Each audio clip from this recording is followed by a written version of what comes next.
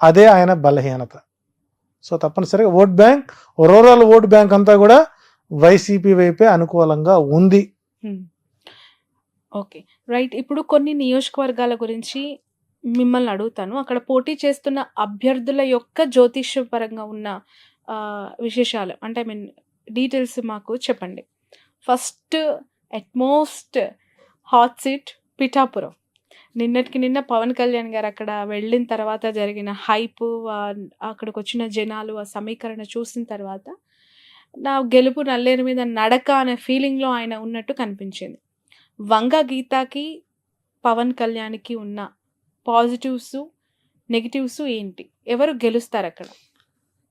ఇక్కడ పిఠాపురం అనేటువంటిది కర్మ పిపాక ప్రాంతం. అది ఏ జ్యోతిష్యుడైనా కూడా ఆంధ్రప్రదేశ్లో ఎవరి జాతకాన్ని రాయాలన్నా, ఎవరి ఫలితాలు చెప్పాలన్నా పిఠాపురంలో సూర్యోదయమైనటువంటి సూర్యోదయ సమయాన్నే ప్రామాణికంగా తీసుకునేటువంటి సాంప్రదాయ విధానం మొదటి నుంచి మనకు ఉంది.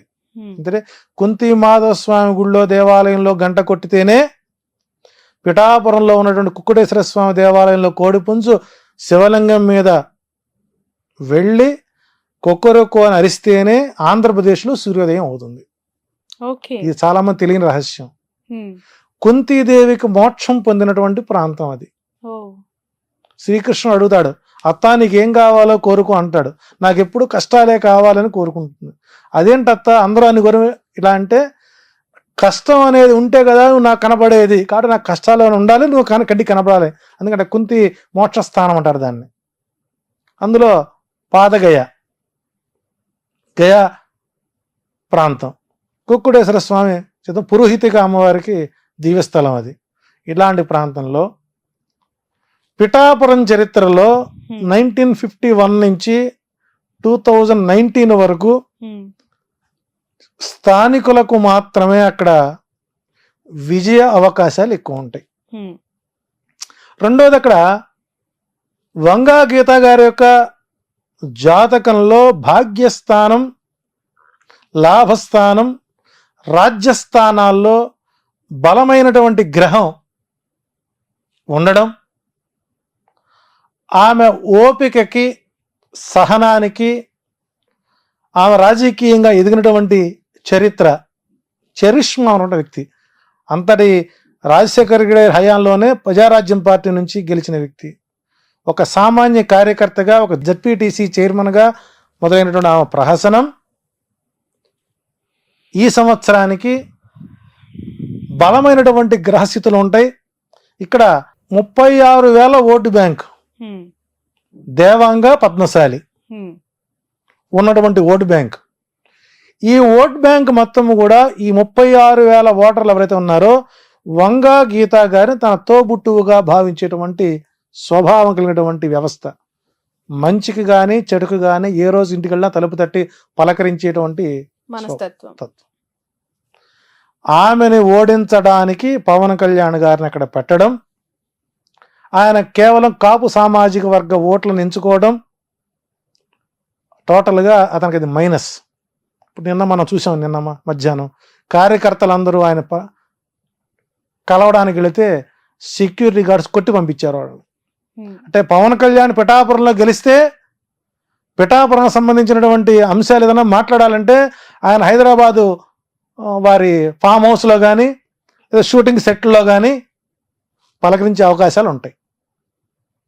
రెండోది, ఓపిక, సహనము, నిబద్ధత, నిజాయితీ, శుక్రగ్రస్త జాతకుడు పవన్ కళ్యాణ్ గారు. సో ఇక్కడ పవన్ కళ్యాణ్ గారికి అక్కడ తిరిగి మరలా గడ్డు కాలమే గోచరిస్తోంది. ఏదన్నా మిరాకిల్ జరిగితే తప్ప ఆయనకి అక్కడ ఓటమైతే మాత్రం, గెలుపైతే మాత్రం నల్లేరుపై బండి నడకగా సాగదు, అది ముళ్ళ బాటగానే మారుతుంది. ఇది సినిమాలో ఒక్క ఛాన్స్ అన్నట్టుగా బతినాడుకోవడం. అంటే ఆ వ్యక్తికి ఎదుటి వారికి నమస్కారం ఎలా పెట్టాలో కూడా మనం నేర్పాల్సిన పరిస్థితి ఏర్పడిపోయింది. ఎల్లంగా ఒకే ఒక మాట, ప్రచారం మొదటి రోజే చూసారా పిఠాపురం రోడ్లు ఎలా ఉన్నాయో, గత పాలకులు మరి అంతకుముందు వర్మగారి పరిపాలన చేశారు, పెండం దొరబాబు పనిచేశాడు, చేశారు కదా.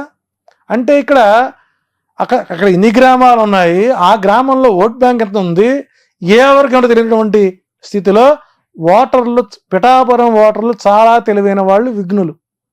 కాబట్టి పవన్ కళ్యాణ్ గెలిపించుకొని సినిమా షూటింగ్ల కోసం తిరగాల్సిన అగస్త్యం రాకూడదు అనుకునే వాళ్ళందరూ కూడా వైసీపీకే ఓటేసే అవకాశాలు ఉంటాయి. రెండోది ఇక్కడ లాజిక్ మనం మిస్ అవ్వకూడదు. ఇక్కడ పవన్ కళ్యాణ్ ఇక్కడ స్థానికంగా పాతుకుపోతే వర్మకి లైఫ్ రాజీ జీతం ఎక్కడి నుంచి వస్తుందండి? కాబట్టి ఇక్కడ పవన్ కళ్యాణ్ ఓడించడానికి తెలుగుదేశం పార్టీ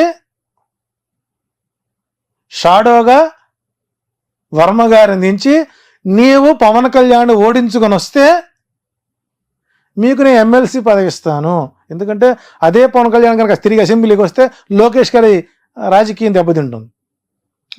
సో ఇక్కడ స్వార్థపూరితమైనటువంటి కుట్ర కోణంలో ఆర్జీవి గారికి మరొక వెన్నుపోటు చరిత్ర 3వ ఎపిసోడ్కి అవకాశాలు ఎక్కువ ఉంటాయి. కాబట్టి పవన్ కళ్యాణ్ ఓటమి తేలికైన, గెలుపు మాత్రం నల్లేరుపై బండినడక మాత్రం కాదు.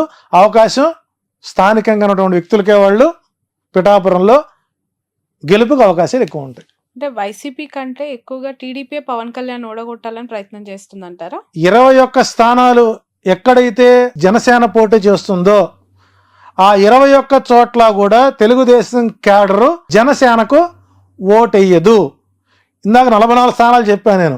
ఈ 21 స్థానాల్లో కూడా టీడీపీ వాళ్ళు వైసీపీని గెలిపిస్తారు, 65. ఓకే. సో కాబట్టి అసాధ్యమైనటువంటి ప్రయత్నం చేశాడు. ఇదే పిఠాపురం కాకుండా కాకినాడ గనక వెళ్ళినట్లయితే పవన్ కళ్యాణ్ అసెంబ్లీలో అడుగుపెట్టేవాడేమో. సో ఏదైనా సరే ఆయన రాజకీయ చరిత్ర ఎలక్షన్ అయిన తర్వాత జనసేన ఆంధ్రప్రదేశ్లో కనుమరుగయ్యే అవకాశం ఉంది, బీజేపీలో మెర్జ్ అవ్వడానికి అవకాశాలు ఎక్కువ ఉన్నాయి. రైట్.